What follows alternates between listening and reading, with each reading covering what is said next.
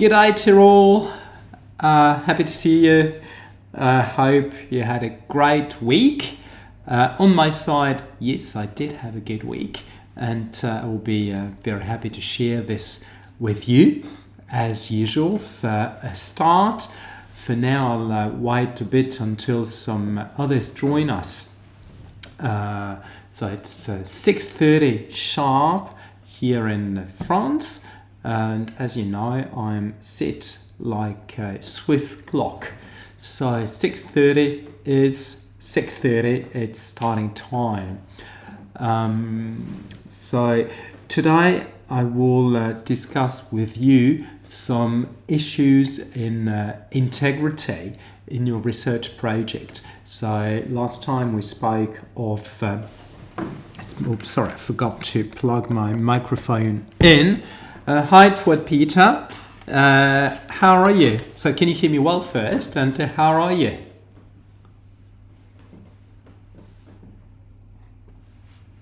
So just I hope you can hear me. I hope my microphone is functional. So happy to see you as usual, as each time, each week. Video, audio, loud and clear, feeling much better. Oh, great. Yes, I bet it is now the very finishing line for you. You can be very proud of yourself, and you can be very happy with everything you've done so far, where you're at. And hi, there's another guest. Hi, be welcome for today. And feel free to interject in the chat. So yeah, Fouad, I'm very happy for you that your thesis is now coming to a very close end. So as you may have seen, I filled in the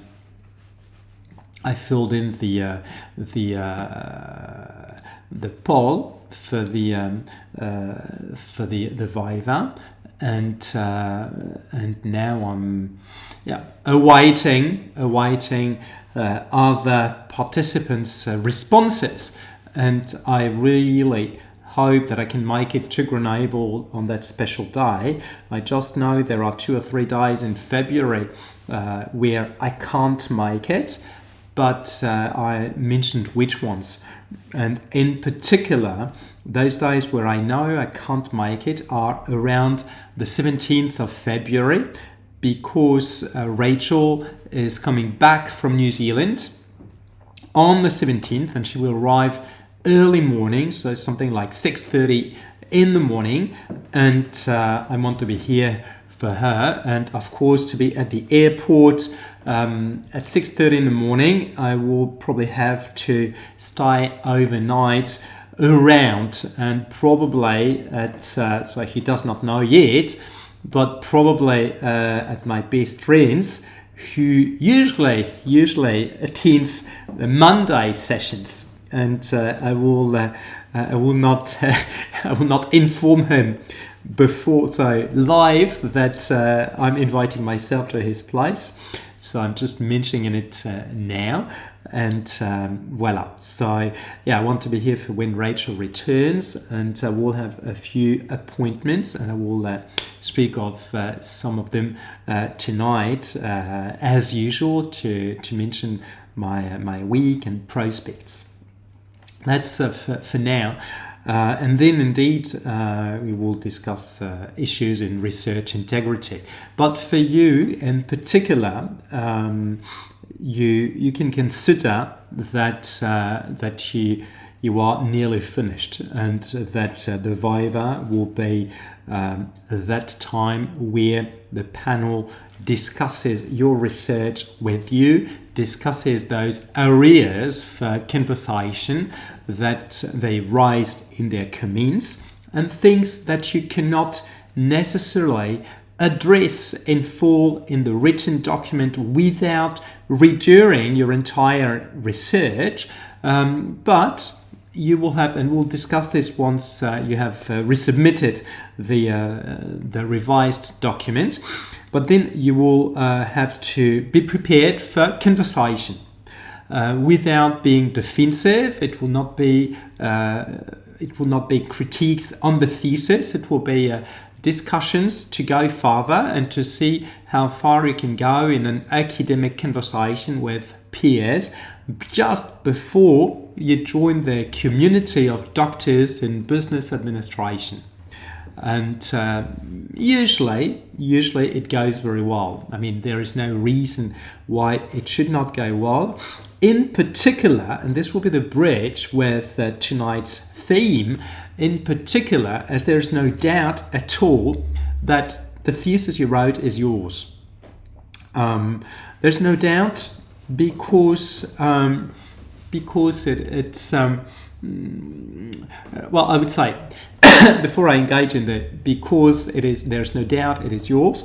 There is something which, for me, as a supervisor, is a bit of a frustration, if I may say so, is that you have distanced yourself very much from what you've written by writing in the third person, the researcher, etc., by putting the thesis at a distance, by sort of being an observer of your work. And I think it is just a little bit of a shame from my perspective, as it makes the thesis sound less personal than it could, and especially as there's no doubt you wrote it and nobody else. So in your case, it's clear it is your thesis. It is clear for many reasons. One reason is that it has a number of weaknesses or areas for discussion, some inconsistencies, minor inconsistencies in places, so nothing that is problematic, but something that shows that it is human. It is not AI generated, and that's something very important. Then something which is also clear evidence that it's yours is how you presented your results and how you built your model. This model I particularly like, and which at the beginning was in your findings, but which I suggested you should bring into your discussion. This model is clearly something that could not have been generated by AI, and in particular, something that could have. It's not something that could have been derived from what you wrote by AI. And all this makes your thesis very, very personal.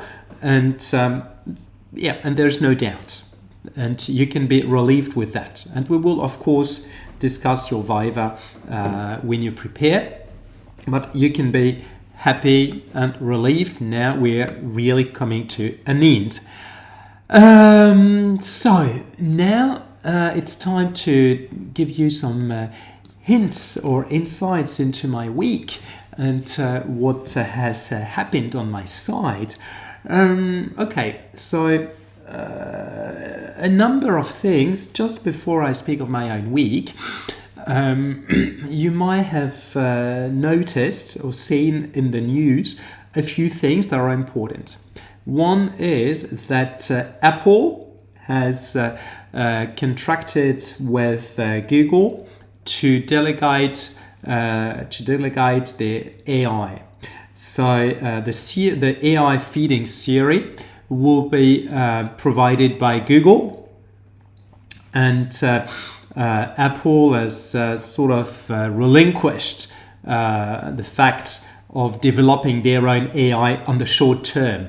But they have taken over a couple of startups doing AI for longer term projects. But for the midterm, it will be fed with Google, which is sort of weird, insofar as both are not just competitors on different markets, but also having some litigations, ongoing litigations in a number of respects, especially regarding privacy and cookies, etc. But let's say, irrespective of this, they have signed a contract together. Plus, there is something else you may have seen, which is that Elon Musk for Grok is demanding $130 billion in damages from Microsoft, Google, and OpenAI for sort of dominant position on the AI market, and for also sort of discrediting Grok. No idea where it will take them, but again, huge amounts of money are at play. Next thing you might have heard of is that OpenAI is currently testing ads in ChatGPT in the US.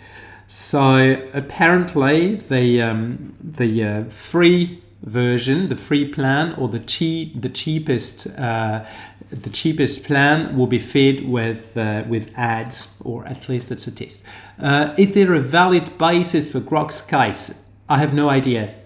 I'm not sure. It was a bit blurry for me. I did not really understand what the point was.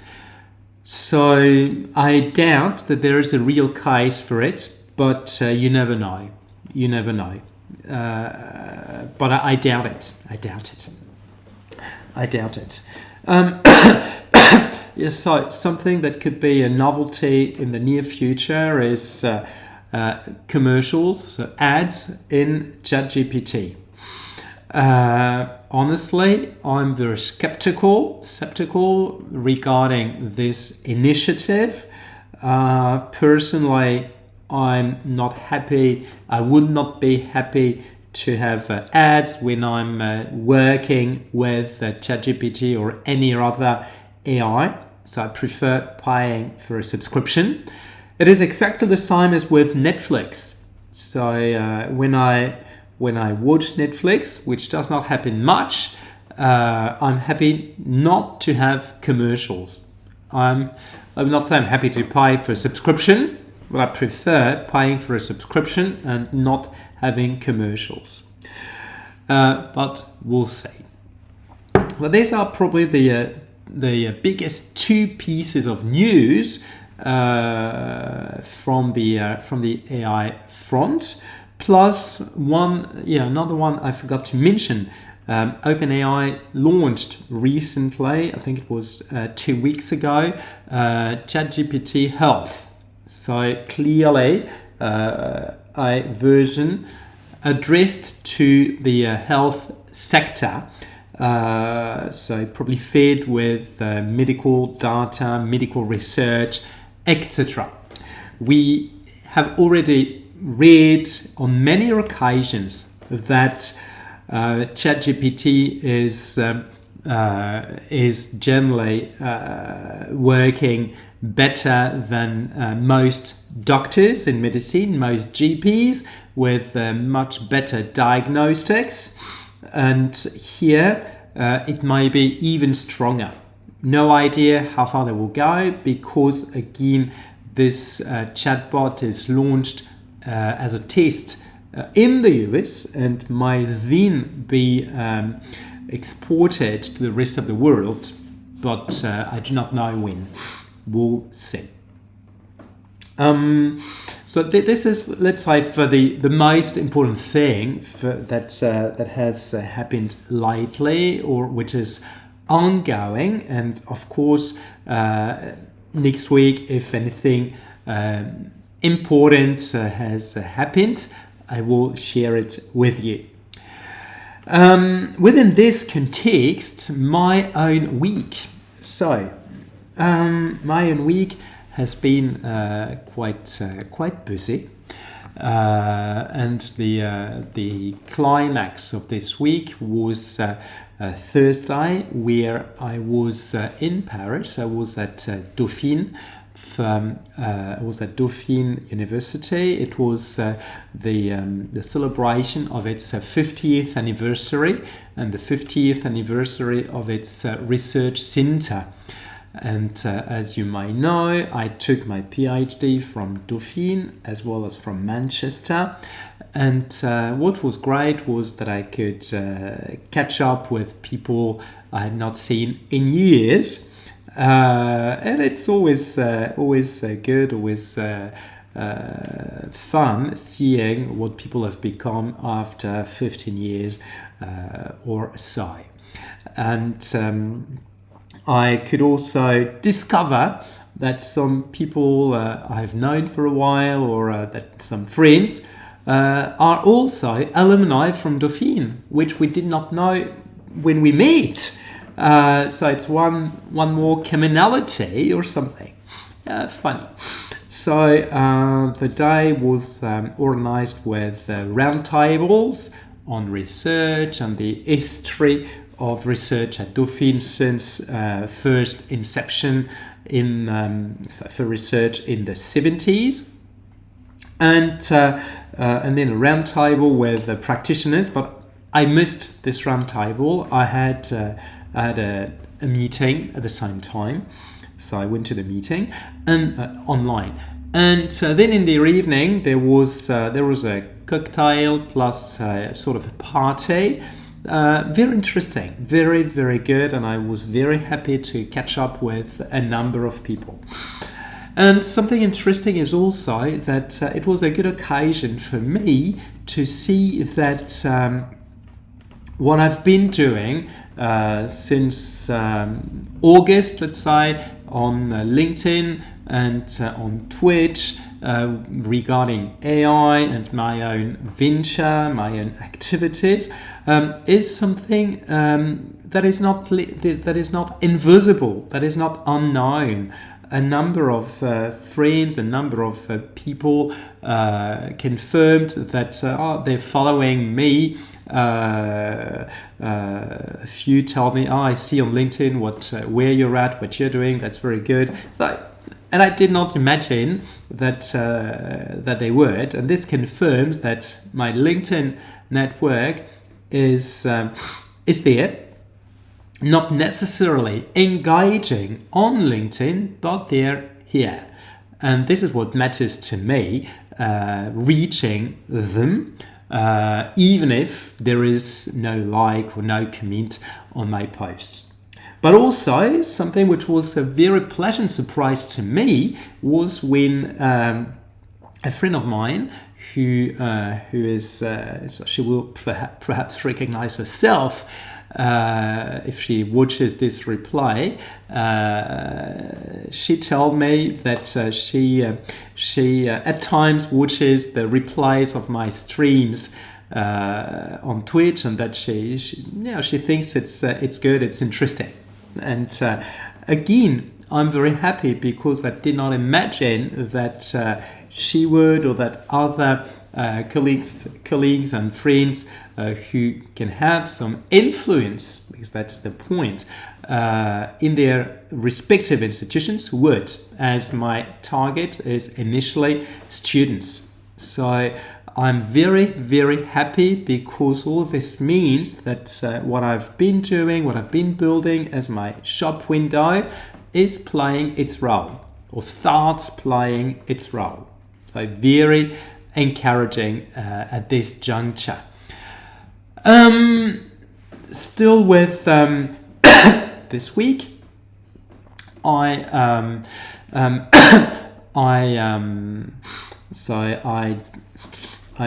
sent my. So I was recontacted by a friend who is the associate dean in a school, and who told me that they're interested in my tools, and I'm having a meeting tomorrow. I'm doing a demo of my. No, is it tomorrow or on Tuesday? I think sometime next week. on it should be tomorrow. Yes, tomorrow afternoon. I'm doing a demo of my tools before that school. So I'm happy. There's some progress here. Next, I also this week was invited again to the University of Rouen to talk about two things. To talk about AI before master's students, and also to talk about research and also the intersection of both. 2 hours, very interesting. And what I also have to say, and which is very pleasant for me, is that I received on Friday an invitation to their party. I mean the party for the alumni and current students in their program. So I will of course respond favorably, and I will attend with great pleasure. And of course, Fuad, if this party is the same day as your Viva has priority over anything else. But if it is on different days, I'll be more than happy to do both. This is something very exciting for me. Plus, I managed to do some other things. Something else which was very interesting. I do not remember if I think I mentioned that I derived from my assessment tool a tool for a political party aimed at assessing the compatibility of a number of deliberations or a number of documents with its ecological program, or its program on ecology and the environment. So I created the tool, I shared it with them, and I was very happy with the response, which was, it's beyond my expectations. It's so much better than I was expecting. So for me, it's the best compliment ever, of course. So I'm really happy with this. Next is this could be, of course, a door opener. Next is that I also worked. It was this weekend, so it's very recent. I worked on the Cyberwall in Galaxia Academy document, and here I do not know if I mentioned last time or the time before, or 2 weeks ago, in December, if you remember, there were no sessions, no lives, because I was first at the Cyberwall in Galaxia Academy in Belgium, at the European Space Center, and Eurospace Center, which is a building there next to the European Space Agency, where I spoke of cybersecurity and AI.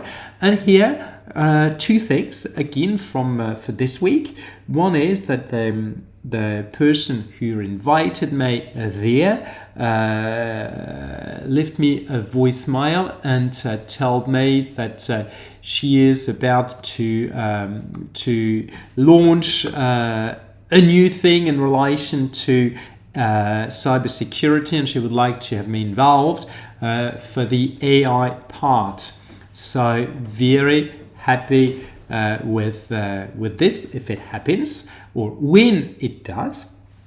And concurrently, I worked this weekend on a document, so it's a 30-something page document of the organizers of the Cyberwall in Galaxia Academy. So when I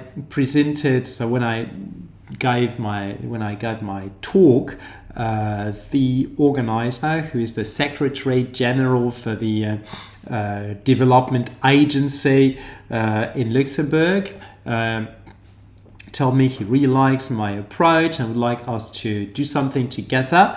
Then between Christmas and New Year, we spoke for about 1.5 hours, and we agreed that I should send him a proposal in which I suggest how the academy can be transformed into something more cohesive and something stronger and more influential. And also, he would like me to give my prize, which I did. So this weekend I've been working on this, and I've completed a version which is quite good. I'm very happy about this version, and it's currently being reviewed by friends, and I hope to send it by Wednesday. So they have everything, and then we can discuss. And with this, there might be a very, very interesting activity for me, where I would be sort of the initiator of a cybersecurity school in association with the European Space Agency and Euro Space Center. So it would be great if it happened, and it would be some work for me, a job. So that's promising. I'm happy with this, as you can imagine, of course. Plus, what else? I was introduced to a couple of people, and sometime early February I will meet with the dean of a local regional school, who sort of is interested in what I'm currently doing with AI, and we'll see what we can do together. So it might be another foot in the door. So very happy with this. And lastly, I would like to share something with you and have your feedback about it. So if you are used to Twitch, so if you regularly watch streamers, you might see that a number of them have a sort of a video or something, like not credits but a video before the stream starts, so the audience is waiting without a blank screen. So I'm now quickly sharing my sharing my screen with you, so you see. It's not finished just yet. I'm not totally happy with everything, but it's a first draft, a first version. And of course, if you have suggestions or whatsoever, I'm more than happy to hear.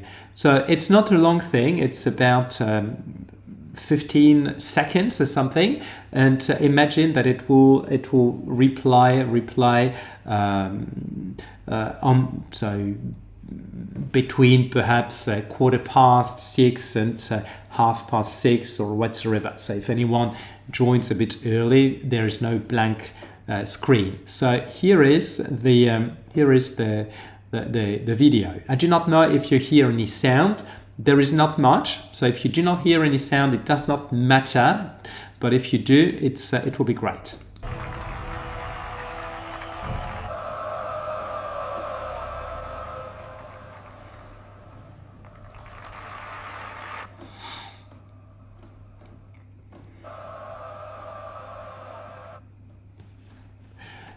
And then it should reply from the beginning.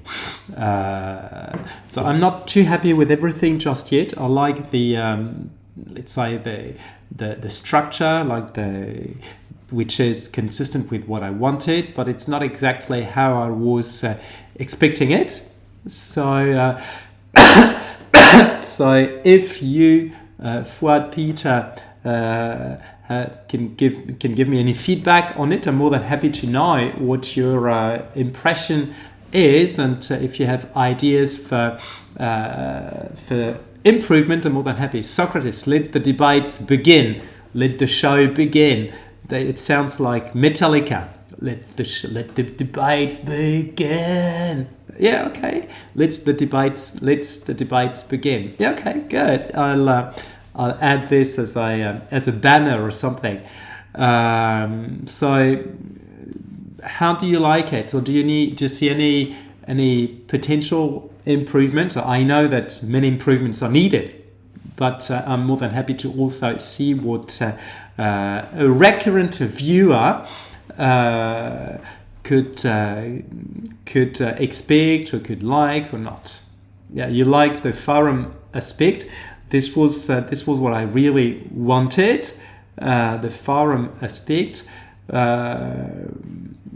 What I do not like is that things go too fast. It goes too fast when Socrates goes down the down into the agora. It's I wanted it to be a bit slower, and it goes too fast. Also, when he raises his hand, I wanted this to last for a few seconds, perhaps 2 or 3 seconds, not half a second. And then when he is facing the audience, I think something is missing. And then when he leaves, again, something is missing and it goes too fast. So that's my little frustration at the moment. But if there's anything else you see and which I would not have seen, please let me know. I'm more than happy to have your input. And you're the first person ever viewing this.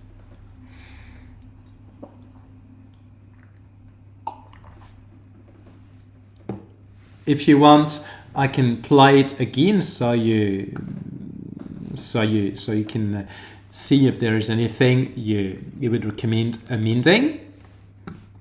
So I'll replay it. Just bear with me.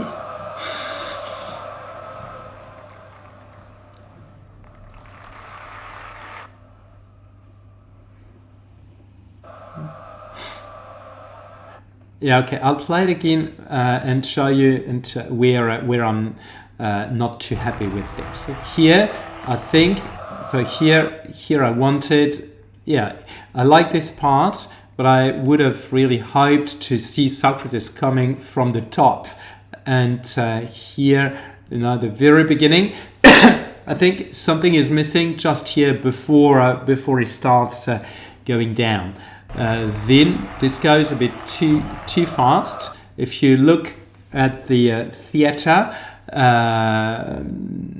there are many more steps than it looks on the previous view, as if he were not exactly in the same lecture theater, or as if he were not starting from the very top. And this is something I do not quite like, a sort of a minor inconsistency.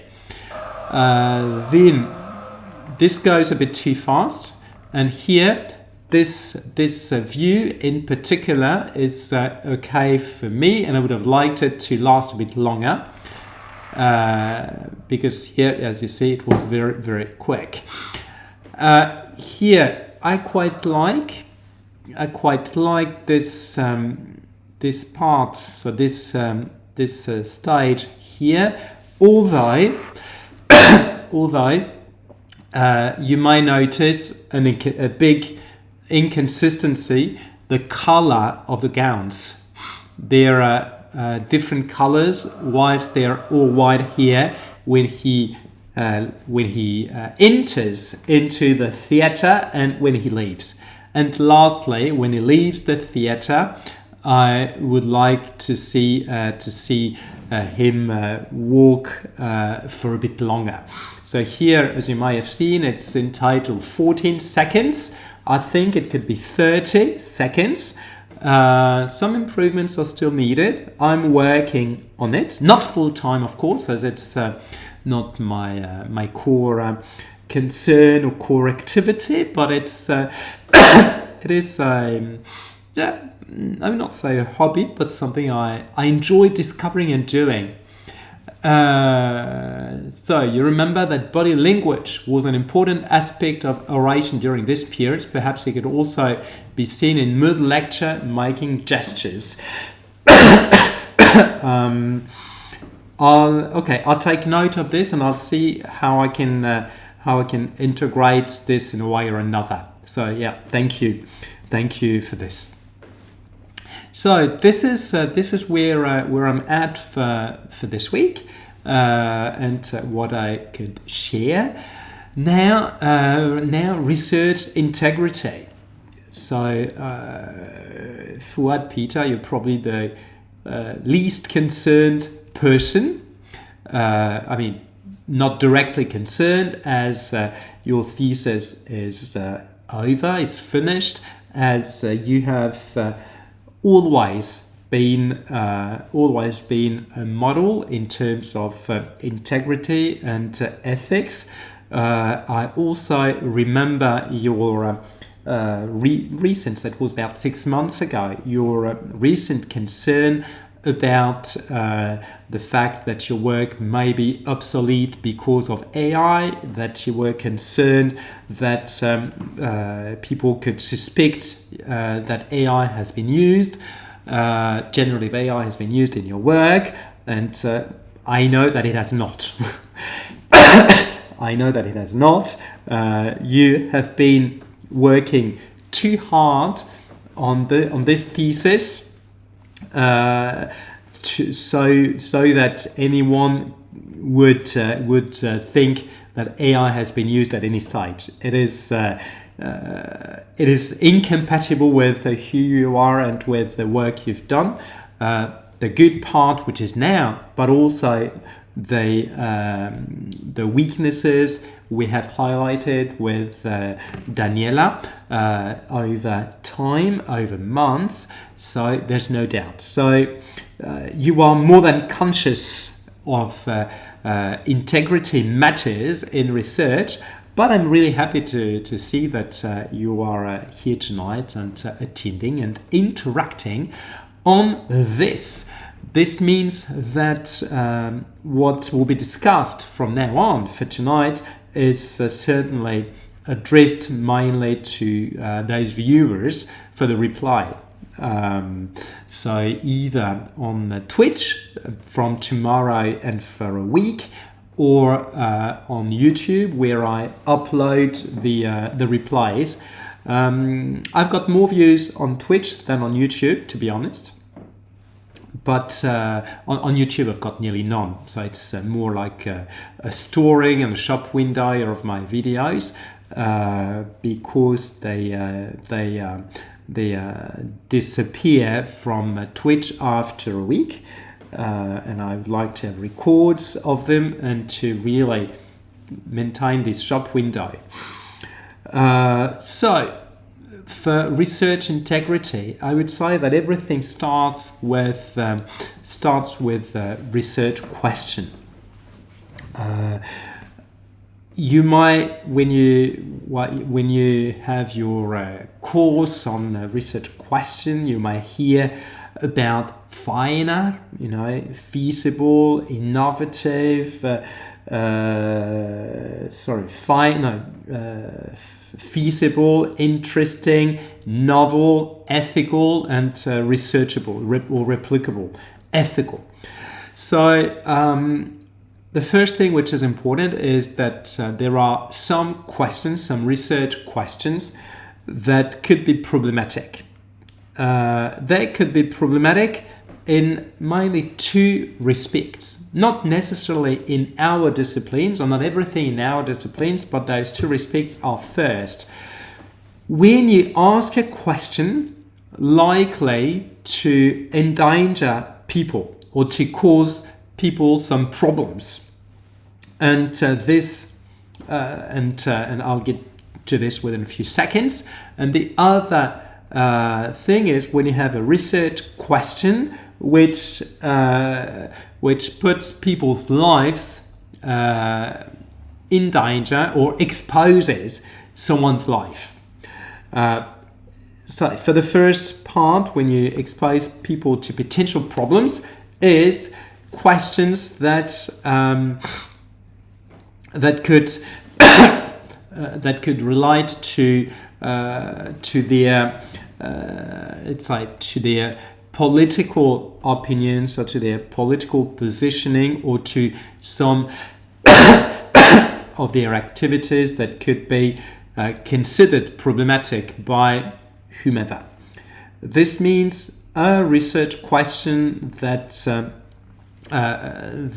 sort of imagine in a repressive regime, I'm not necessarily speaking of dictatorial regime, but repressive, or a regime tracking opponents.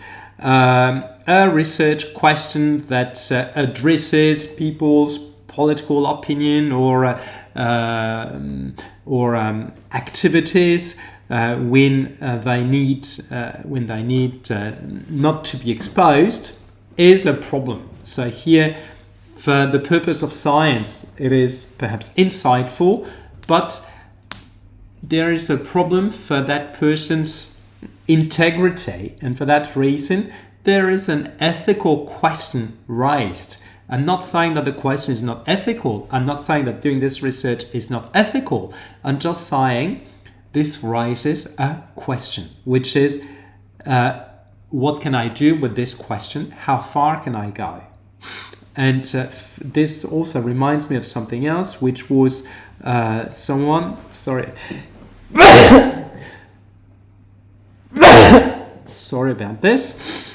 I remember I had a student who years ago wanted to deal with, two students wanted to do two different things. One wanted to deal with, with fraud. And she did not want to deal with the triangle of fraud and something which is abstract or theoretical or just with secondary data, and she wanted to understand how people engage with fraud, and I thought, well, but don't you think it might be problematic if you talk with people working in a company and telling you how they steal money from their company or how they cheat their clients? Don't you think that it might be a problem? And she had not thought about it, and she said, yes, you're right. So I might need to do something else. And I can't remember what she did, but she did something else. And I had another student who was interested in drug trafficking, and he wanted to know how it is operated on the field, because we see in films how it is, we read in the news, in the newspapers how it is, etc. He wanted to see if it's true. And I thought, but here it is a very important question. But if you engage with drug dealers and other traffickers, then there is a big risk for everybody. You are exposing them to litigations, to prosecution, even if they deserve it. It's not your role causing it. You're not a whistleblower. And second, you are potentially exposing your own life. If you expose them in your research, then there might be some consequences on you or on your family or friends or whatsoever. And is it worth it? So here the question, it is an ethical dilemma. if I have access to those people, shall I speak of it with this risk, this multiple risk for them, as I'm not in the police, I'm not a whistleblower, for my relatives, for my friends, or shall I leave this totally ignored and do as if I did not know or anything? None of the two options is satisfactory, of course, and this is where there's an ethical dilemma. So when you work on your research question, this is one of the very first issues you need to consider. Then another, so I hope to learn how to persuade others to demonstrate more integrity as this supports the efforts of the whole research community. I agree with you. And this is where I will try not to be giving moral lessons or telling people what they must do or should not do, what is good or bad, but trying to raise a number of questions and also show where there may be problems in places. The first thing, like I said, is the research question. Everything starts from there. Then the second important thing is with your data. And here with data, there are mainly two big things. Let's say two or three, but two. One is, let's say, three things that are intertwined. The first thing with integrity is informed consent. This means that when you conduct empirical research, whichever it is, be it with a questionnaire, with it interviews, with it whatsoever, with it ethnography, you are supposed to have explicit consent from your informants. This means that you have to clarify you have to be very explicit and clarify for them what you are doing, what the purpose of what you're doing is, what the audience is bound to be, what the readership is bound to be, and also you have to inform them as much as possible about the scope of your study, who else will be included, not necessarily names, but what types of other people, how many other people, etc. Plus you have to reassure them as to how you are using this data, so those insights they give you, which means that there is something which is prohibited, ethically speaking, but there are no rules and there are no sanctions per se if you do not do this, but something which is not, let's say, well regarded is when you do undercover journalism. You're not an undercover journalist.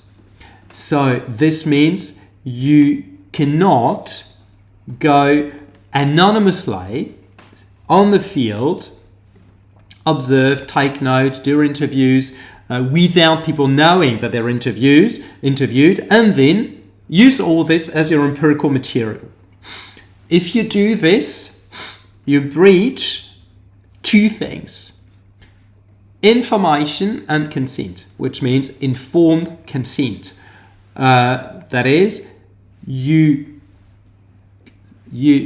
make people talk and you report things they do or they say without them knowing, or when they talk to you, when they share things with you confidently. I'm not saying in confidentiality, but in all confidence, in trust. You are cheating their trust. You are breaching their trust as you are, and it's like a Miranda warning, which you do not mention. Anything you say can be then reused against you.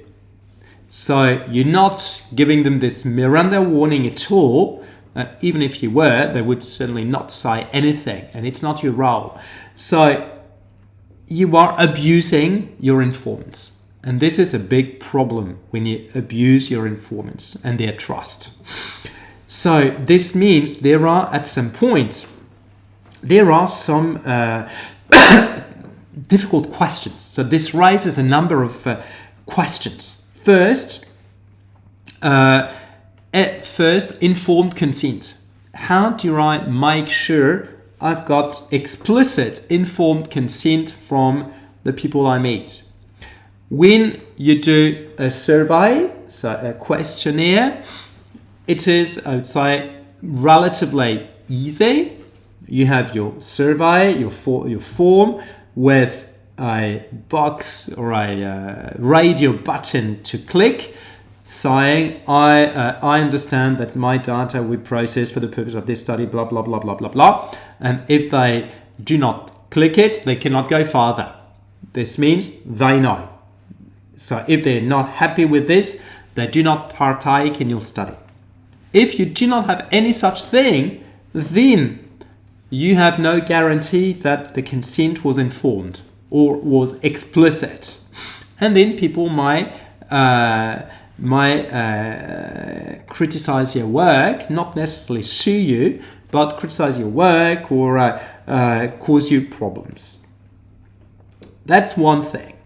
When you do interviews, here it's more difficult as you have to organize their interview. People have to know why you want to meet with them, and if you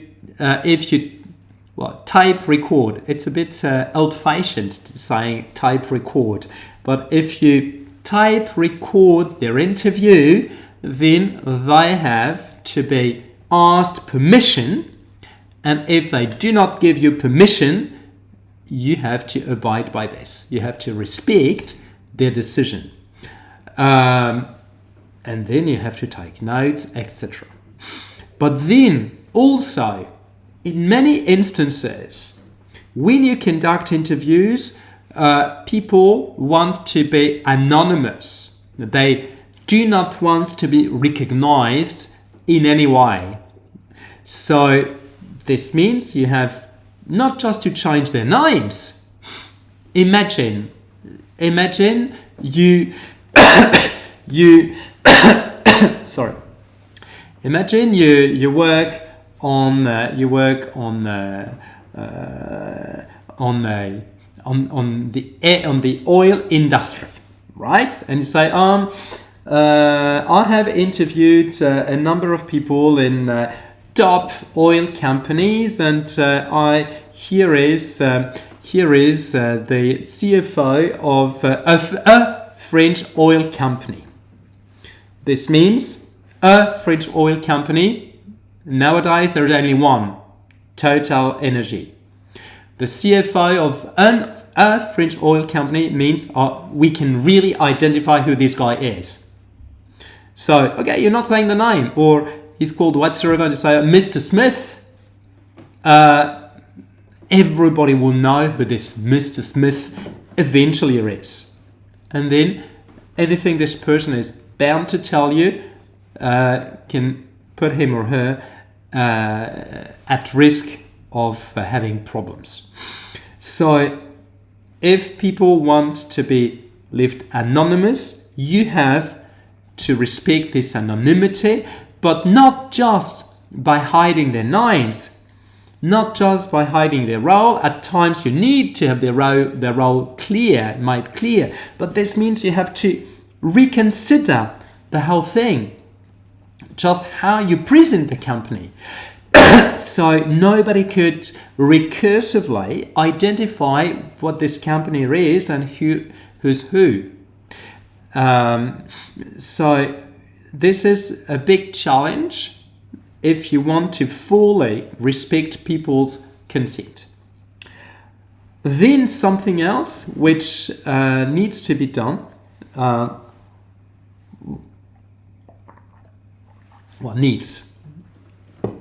It is recommended. If you do not do it, nobody will sanction you or explicitly blame you. But if you do it, people will think it's commendable when they do not think it's normal. That is, when you write your report and those places where you quote people with things that could be problematic for them, or even if it's not problematic, it is important that you submit the report to them, at least as a matter of courtesy, so they will be thankful to you for thinking of them and for sharing with them your progress. They might not read it, but at least they have it. And this is at least, at the most, if you need approval for, I would say, not publishing, but eventually submitting the piece of work with what they said. And in places it happens that they say, oh, I'm not comfortable with this. It's true, I may have said this, but I would like this to be removed. And then you will have to respect this. If you do not take this initiative, in terms of integrity, something will be missing. I'm not saying that it is unethical not doing. No, I'm saying it is really, in its real and deep academic integrity, doing it. It's the other way around. It is a plus. It is courtesy, and people will be thankful to you for that. That's something indeed most people, most researchers, most students do not do. And I think it is a pity. When you do it, people are really thankful to you. Honestly, they rarely read the whole thing. Especially when it is a dissertation or a thesis with a literature review with things that are not really interesting for them. They will really read it, but it's appreciated. Okay, you did offer your interviewees the chance to edit and redact any sections of the transcribed interviews. Yeah, great initiative. And what type of feedback did you have, or what type of reactions did you have from them?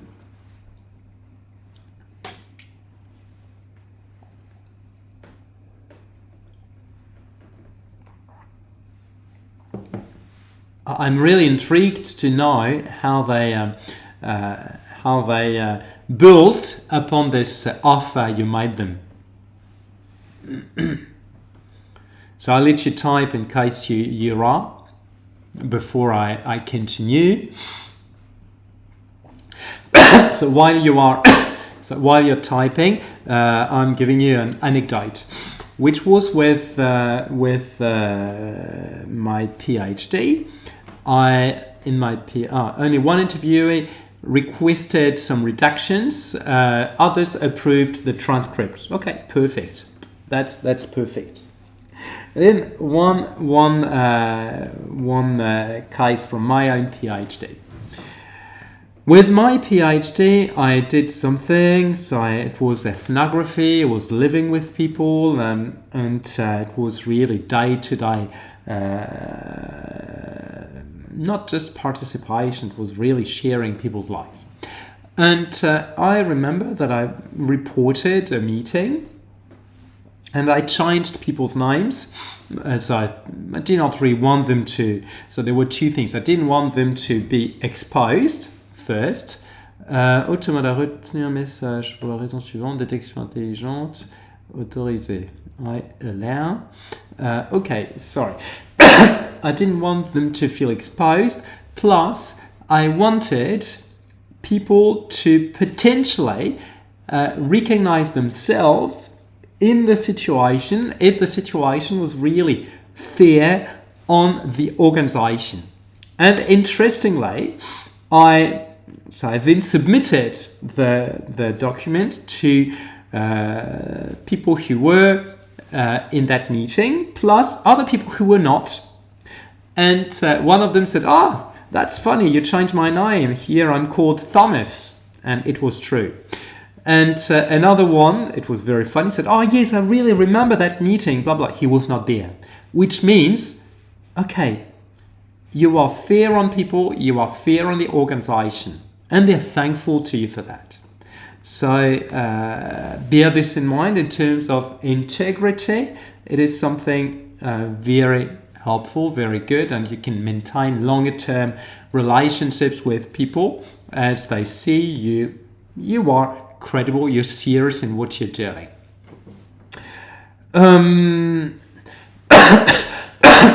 Then there is something else. Another question which is often raised by students and where I'm not comfortable, honestly. Very often I have students, master students, who say, people are sharing confidential information. How can I do? What can I do? What shall I do with this confidential information? So here I've got two levels of response. First level of response: if it is confidential, you respect confidentiality. Well, yes, but this means the dissertation should not be referenced in the library, should blah, blah, blah. We should not even know that it exists. Then this raises another problem, another ethical problem.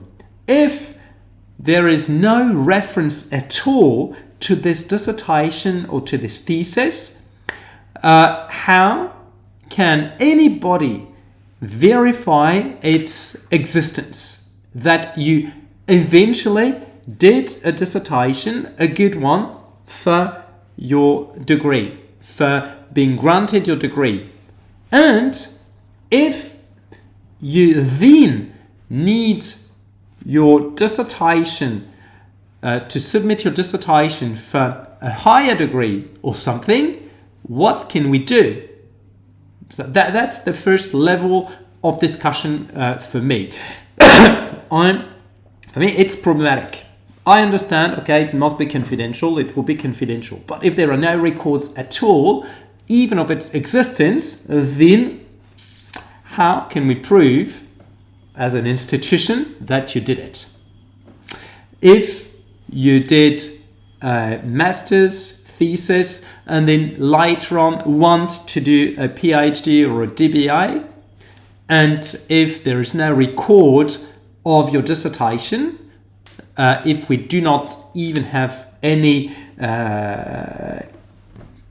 record of anything, how first can you lodge a proper application? And if we have to be referees, how can we support or endorse your application? That's a problem, and that's why I'm not comfortable.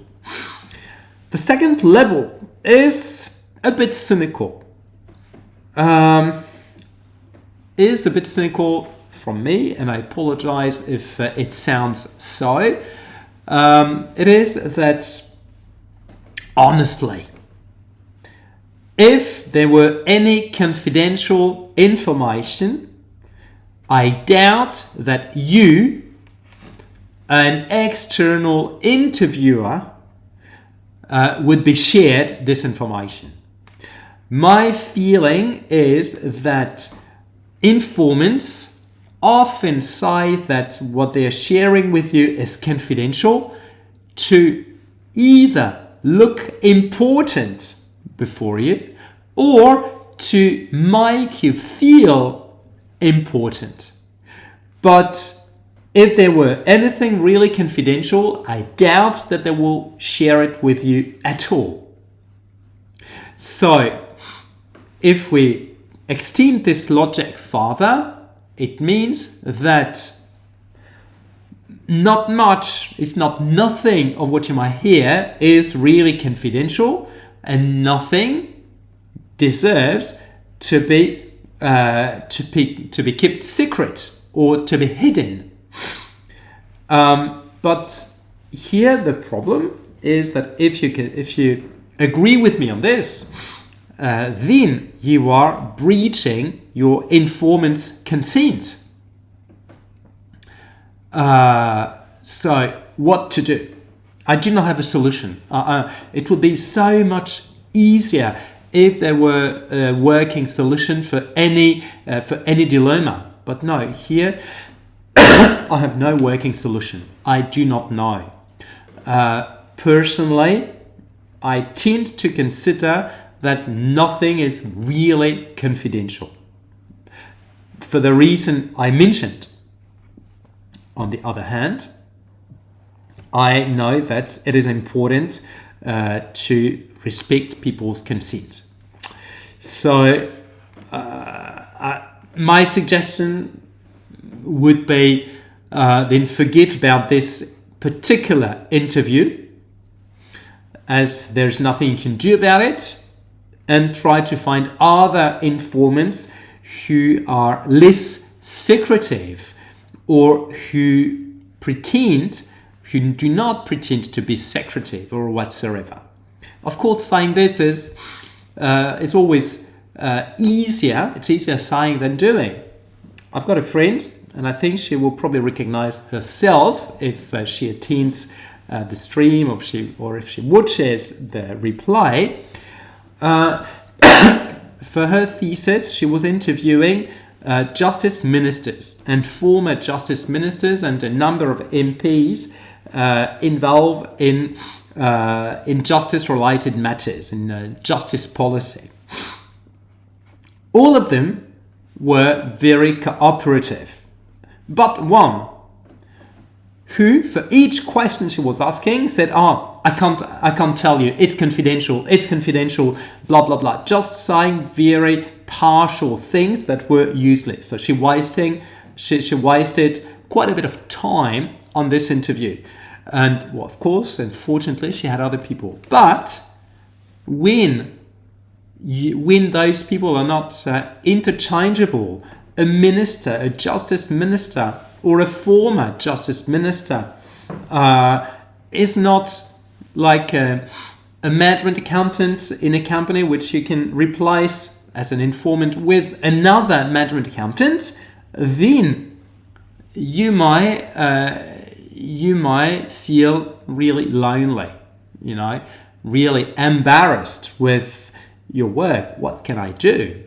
And this can also endanger your work, having people saying, no, confidential, you cannot share it, or I cannot tell you, or whatsoever. Difficult. So ideally, if you can find other people, other ways of approaching that problem, it will help. But I'm sorry, I do not have a working solution, or a box to tick. And therefore, because of those ethical issues relating to data collection, schools and universities have progressively developed an ethics, so an internal ethics approval policy. This ethics approval policy is generally consists of having a board to which students and academics lodge applications to be not allowed to conduct interviews or to do a certain type of research, but to have approval, which means support, which means, okay, what you do does not endanger their institution, and if you have any problems, we will support you. This is what it means. And if you do not have approval from this ethics board, it does not mean that what you're doing is not ethical. It means that you are more or less conflicting with school policy, or what you are doing or intending to do is too risky, so there might be problems, and the school or the university does not want to be involved in this, and they will not support you. This means if anyone is to be prosecuted, not just will you be prosecuted, but you might also lose your job because you have potentially endangered their institution. Or as a student, you might be deregistered, or you might go through a disciplinary panel if, with your work, you have endangered the institution. So this is what it means. So it does not mean that it's ethical or unethical, but there are some boards, some procedures in place to avoid big dramas. I saw those ethics, so those ethical boards for the first time in Australia about 15 years ago, when I was at QUT for the first time. So it was just 15 years ago, by the way. No, 16, so it was 2010. 2010, I was in Brisbane, so at Queensland University of Technology, on a contract for the first time. And I was, honestly, really surprised, and I was in shock to see that everybody had to go through ethics approval to conduct interviews for their research. And as I had a special contract, I did not need to go through ethics approval. And at the time, I thought it is really intrusive in your research, and it breaches a core principle of academic freedom. And I was then happy not to be concerned. But nowadays, I understand that it is not about deciding what is ethical or what is not. It is not a matter of deciding whether you are allowed or not to conduct a certain type of research.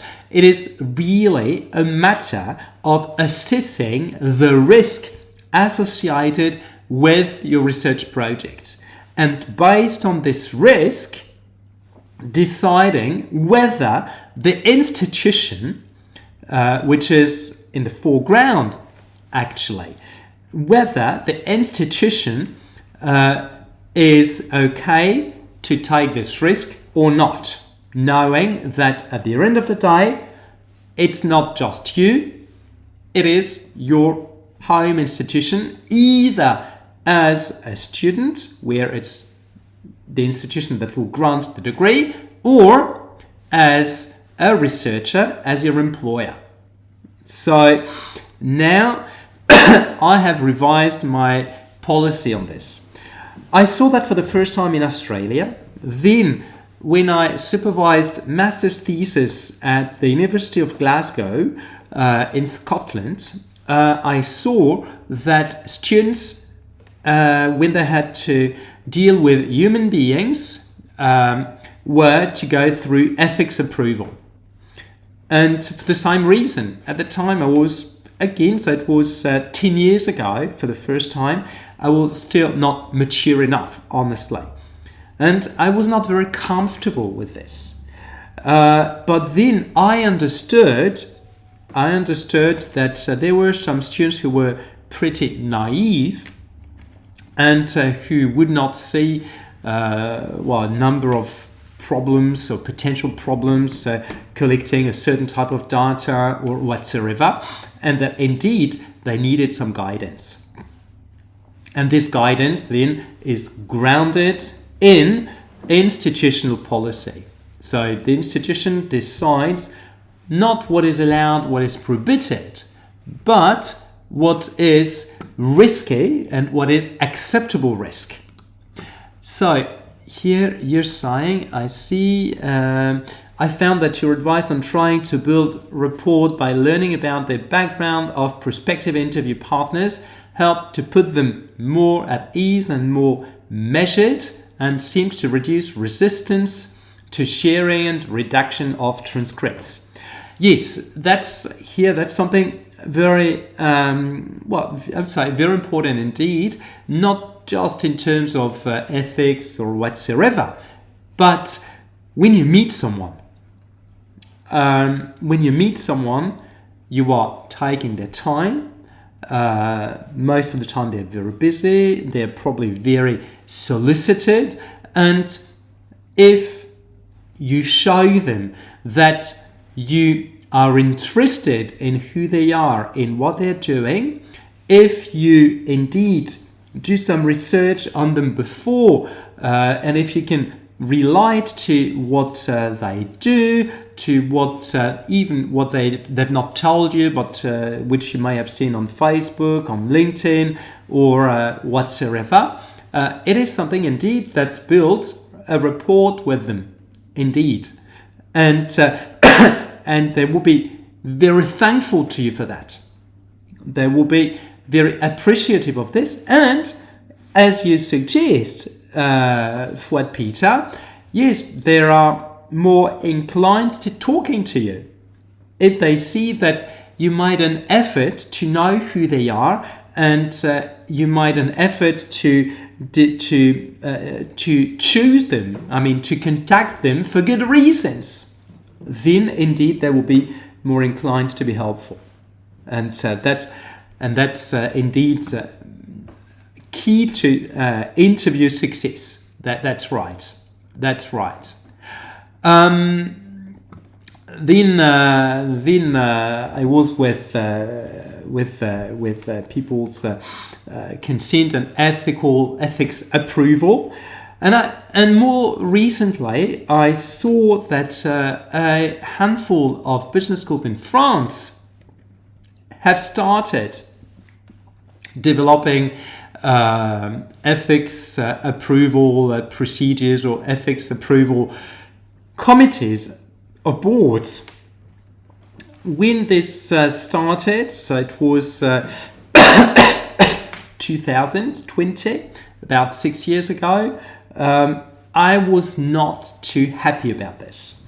So probably I was still not mature at the time. I was not too happy because I had the feeling that that this would probably make research much more bureaucratic than it has been so far, and that it would make it more difficult in situations where it's already difficult. Finding interviewers is not always easy, etc. I thought, no, if you have to go through this, you will waste a lot of time until you have a response from the committee. Plus, if the committee has reservations or whatsoever, you might then need to, you might have to, not just need, you might have to reconsider your population, and all this within a limited period of time, in particular when you do a master's thesis. So at some point you may be endangered in your research project because of ethics approval. So this is where I was not very enthusiastic about it, and I've never been a big supporter of such initiatives. Now, I think those initiatives are timely. This probably means I'm mature. So I have matured, and now let's say I understand the necessity for such ethics approval committees or policies or boards, because life is going more and more to court. There are more and more prosecutions for good or for bad reasons, and indeed it is important that everybody can avert useless prosecutions and useless sanctions. And indeed, it is, now I understand it as a way of giving guidance, accompanying, advising students and fellow researchers when they want to collect data. Here I agree. It's if it is understood this way, I think it's a very good idea. If it is understood as just a box to tick or a procedure to follow, then I think it's useless. If it is like censorship, I disagree. But I now tend to think that it's a way of protecting everybody. And if it is eventually, then of course I will be supportive of those ethics approval committees and whatsoever. So as you might have seen, I have evolved in 16 years from strongly opposed to skeptical to nowadays quite in favor of them. And it's not let's say the best image of me I'm giving now by telling you that I was an opponent years ago, but I think it's interesting to see how thought and opinions can evolve over time, and as you get more mature. So this is where I'm at with this. And still with data, and here it's something increasingly important. And again, you are not concerned at all, Fouad Peter, with what is coming next. Something I have noticed in the past 18 months is that more and more dissertations are built on data for which there is a suspicion that they were fabricated, that they were generated by AI. And what can this mean? This can mean that students or fellow researchers could do two things, three types of things, which are of course highly problematic. One would consist of, conducting interviews with ChatGPT or Claude or Gen AI, where you ask your questions and your AI responds, blah, blah, blah. And then you can say, okay, now generate X interviews. And you can say, okay, generate X interviews, generate interviews where a number of people having this position, number of people having that other position, blah, blah, blah. Then you fabricate everything. And it's all fake. And here, and what is problematic is that so it's problematic in two respects. First, the data is fake. So you are lying to everybody. Second, not just is the data fake, but you pretend to contribute to knowledge with fake data. This means that we lose confidence in research and in science. If some researchers fabricate data and pretend to contribute to knowledge with fabricated data, how can we trust research at all? That's the point. How can we then sort of detect that data has been fabricated? We can detect it just with intuitions for now. Intuitions, when you read interviews, when they're too general, too generic, or too consensual, because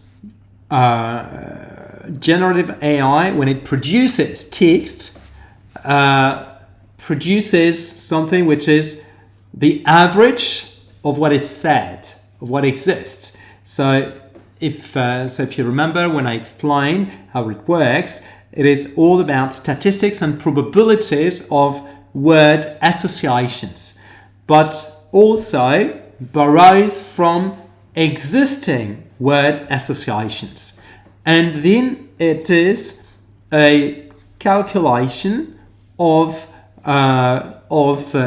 means and means, medians, averages, and what you have is, let's say, the median view, the mean view of a problem or something.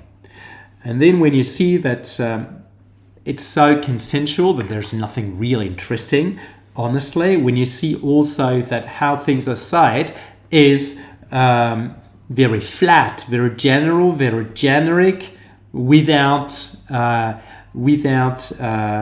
catchy words, or without any punchline or whatsoever, or without much of a personality, then you can have this intuition that it was fabricated.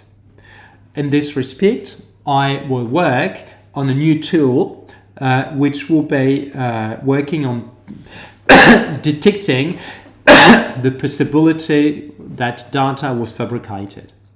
I'm not there yet, but it will be another prospect for me. When you do a survey, same thing, fabricating responses to a survey.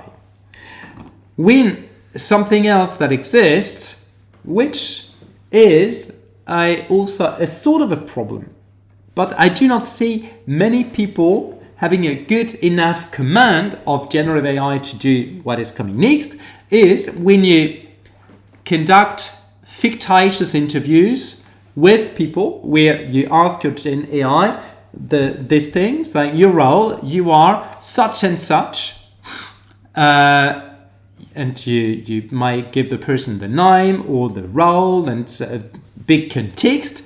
Here I'm conducting an interview with you, and you answer my questions in this role.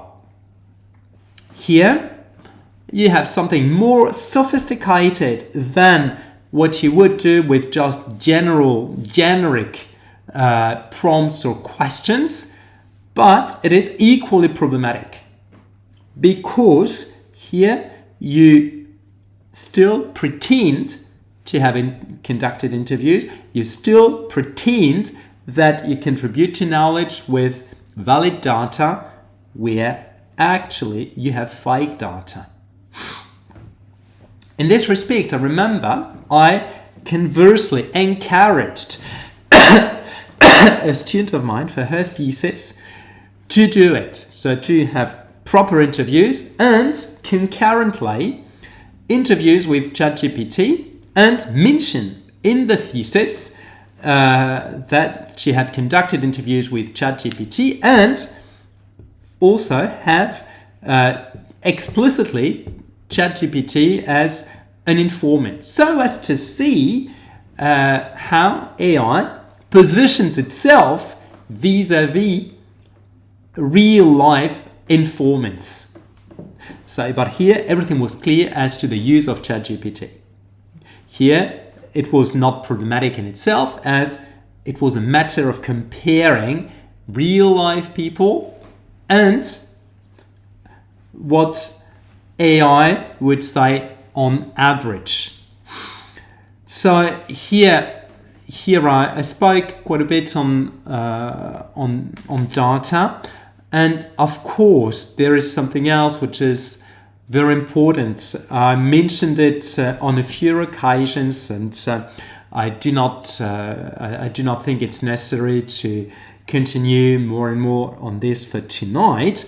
It is on plagiarism. And on using fake references in your dissertation. Sorry. I mentioned both on a few occasions, so I will probably not further develop for tonight. I may get back to it at some point, but tonight I think just mentioning is enough, especially as I showed you Parmenides, my tool checking the veracity of references. And I remember that last week I mentioned proper referencing and citing so as to avoid plagiarism. So thank you very much for making it tonight. For those who watched the replay, I hope you enjoyed it. And for next week, I'm not sure just yet what exactly I will address, but all this will continue the series. And I know that for now we are at a juncture where the literature review is ongoing for students. The research proposal is due soon for a number of students. I also know that some students will submit their thesis at some point. I also know that others are in the process of responding to reviewers. So I need to decide what exactly I address next week. But, all those issues will be addressed week after week. So thank you very much for your compliments. I take it as a compliment. So thank you, Professor Joindis. Tonight's live was interesting. Good luck with the business school pilot test. So thank you very much. I will keep you informed of my progress with all this, and I hope to see you again next week. So bye to all, and have a lovely week ahead. Bye.